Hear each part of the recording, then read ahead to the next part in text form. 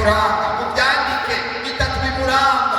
Umukristo yihange neza agira ibintu bitatu bimuranga. Icya mbere, amenya iyo yavuye, amenya iyo yavuye. Icya kabiri, amenya aho ageze.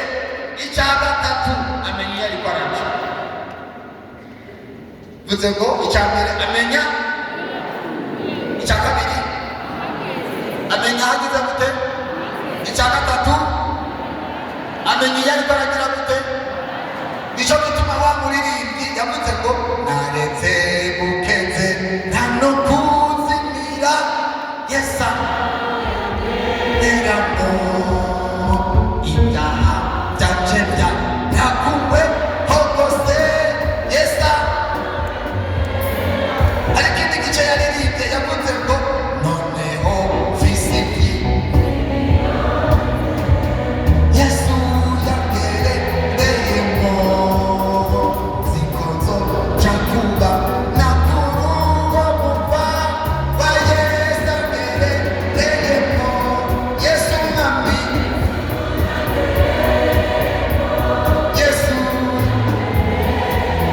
haleluya kake zerewe ndashima Yesu. Unyumirize ikomeye rutagira shinge ku ndunduro.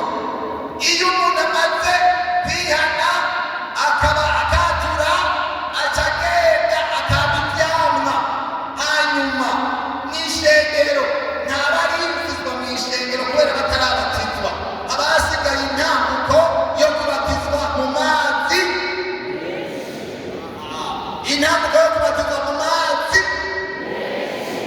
Umviriza rero, iyo abatizwa mu mazi menshi, munyumvirize shenge, iyo abatizwa mu mazi menshi, ibyo byose yamaze kubikora, yinjiye mu ishengero riboneka.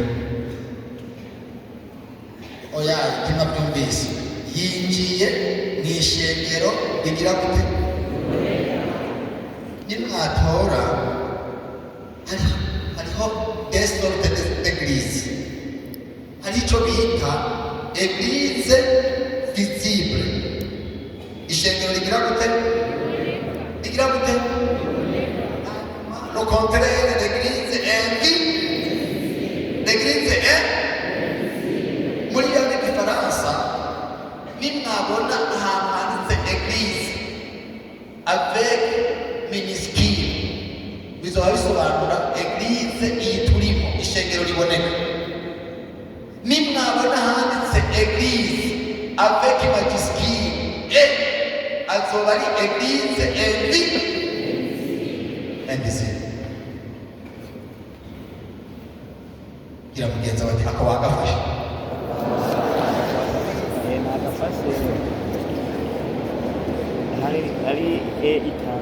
Hari ishengero, nyumviriza, hari ishengero riboneka n'ishengero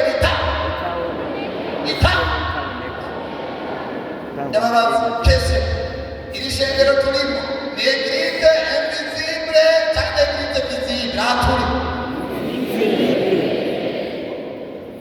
église ishengero sawa. Mbega hari iwanyu uri mu ishengero ni église invisible cyangwa église visible? Église. Iyo ubatijwe uca witwa umukristo mu ishengero, ariko kandi winjiye mu ishengero rigira riboneka. Ibyo mwarimu arakwandika amazina, pasiteri arakuzi, n'abungere baramenya igitigiri cy'ishengero. Iyo ni église visible, ishengero rigira riboneka. Ariko hari ishengero ritaboneka. Haleluya. Bibiliya ikoresha amajambo menshi, ibita ngo umugeni wa Kristo, ahandi ikabita ngo ihanga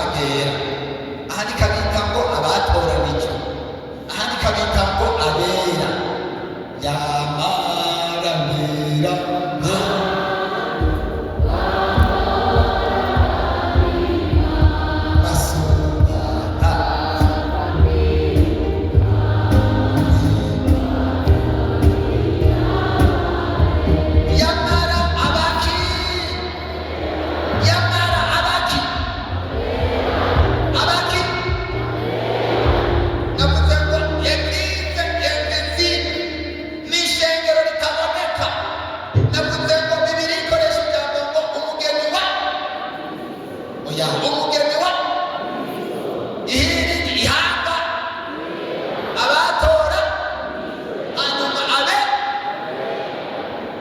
abo mwarimu ntabatsi abo jewe pasiteri ntabatsi abo n'ababyeyi bacu mubwire mumbabarire nabo munsi mugana Imana yonyene aba Imana yonyene Imana yonyene uwo mugeni wa Kristo niwe azoza kuraba aho inzambi nzokugira azogenda tuzuragurura tugenda ituzo haleluya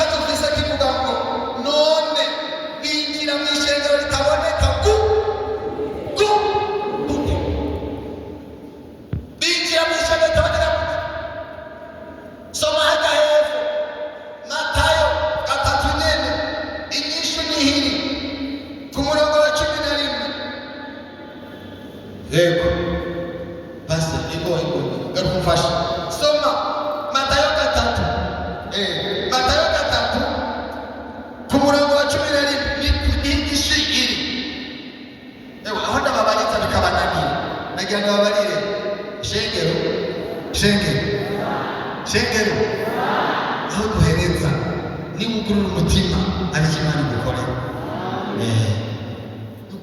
ariko Imana igukorera kabisa.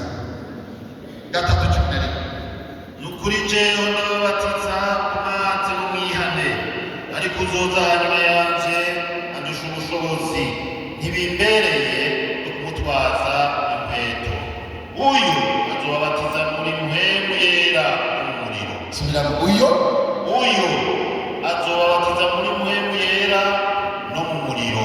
Haleluya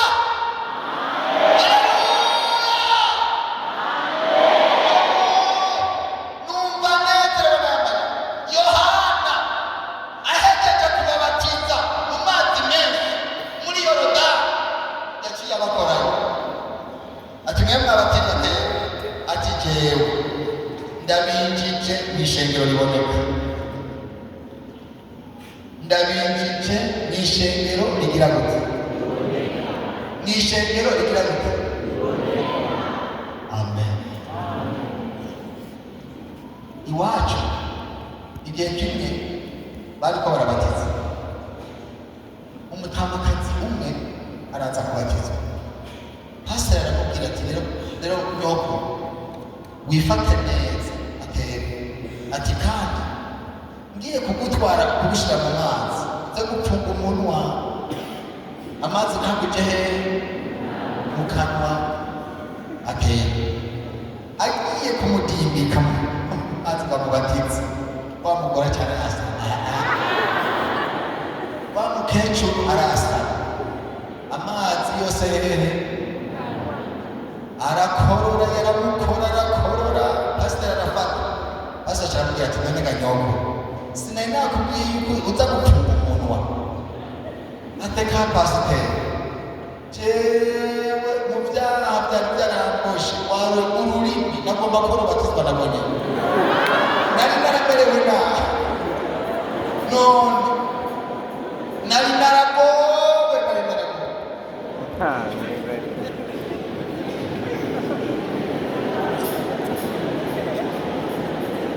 ariko naho Edward kubatizwa mu mazi menshi bitwinjiza mu ishengero rimeze gute rimeze gute ishengero riboneka mwarimu aca kwandika abapasiteri bakakwandika bakavuga ngo uba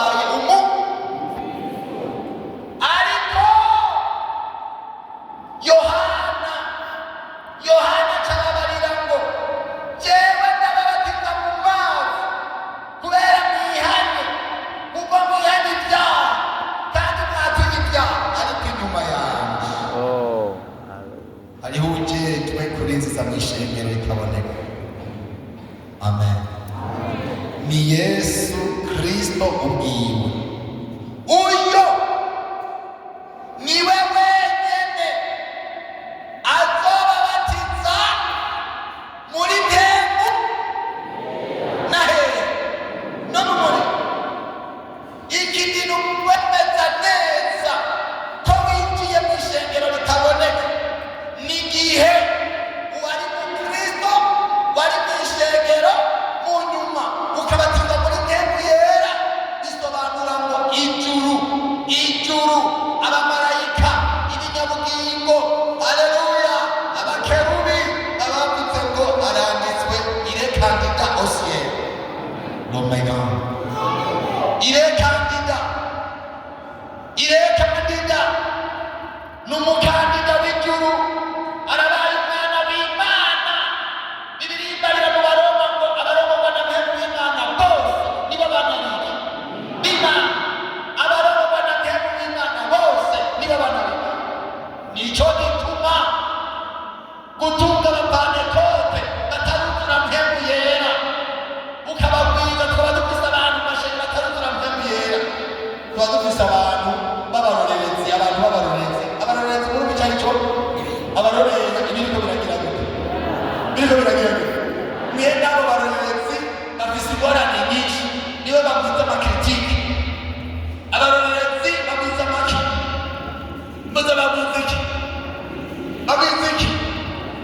Abarorerezi bajejwe kunegura mw'ishengero, nta kibaryohera mw'ishengero no kunegura abakozi b'Imana, mw'ishengero no kuvuga amajambo, kubera n'abarorerezi ntibabona.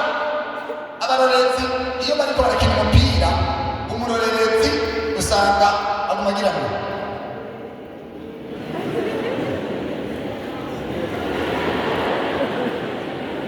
kirikiye tera injita bayo kirakunaniye po banayo. Uwo usanga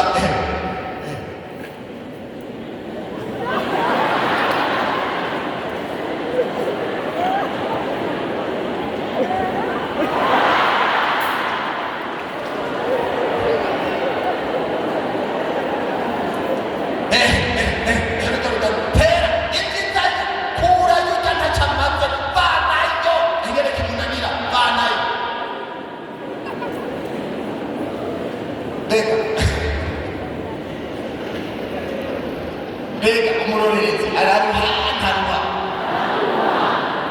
ntaruha agiye muri reception arajyayo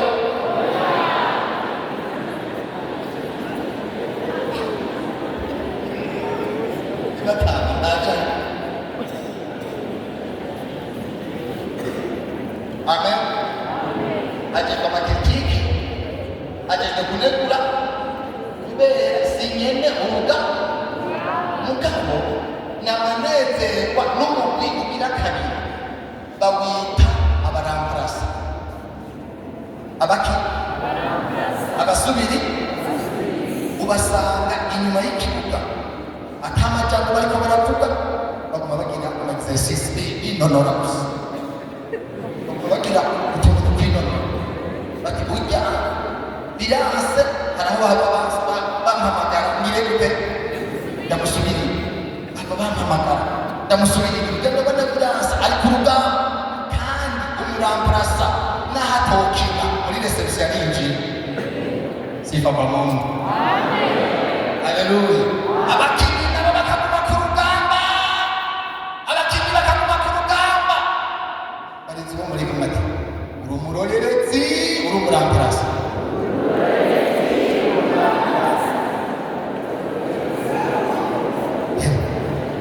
Abaramparasa bavuga mu mutima, haguruka turaba. Abaramparasa hasigara abarorerezi.